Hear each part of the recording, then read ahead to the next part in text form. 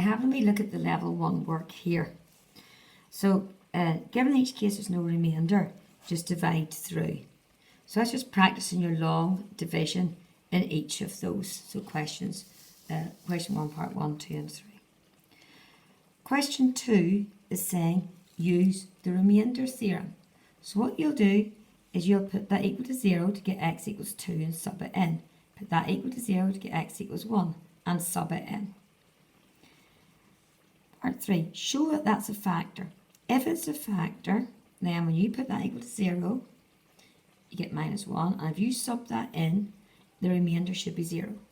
Because the remainder of 0 means it is a factor.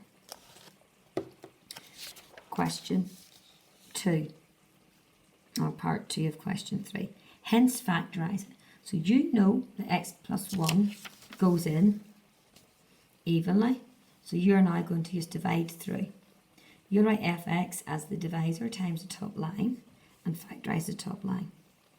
Then you have to sketch the graph.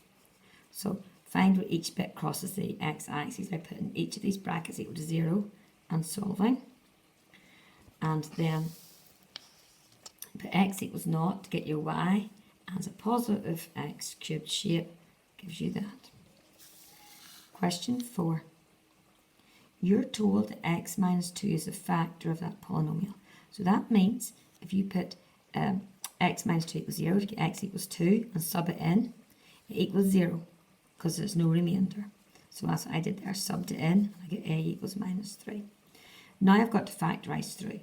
So x minus 2 goes in, write out your expression, do your long division, rewrite it as the divisor times this, and factorise out that line there. And question 5. The expression x minus 1 is a factor. So x minus 1 equals 0, so x equals 1. So if I sub x equals 1 into that, the remainder is 0. So just tidying it up because it b equals minus 2. Then it says find the remainder when you divide it by that one.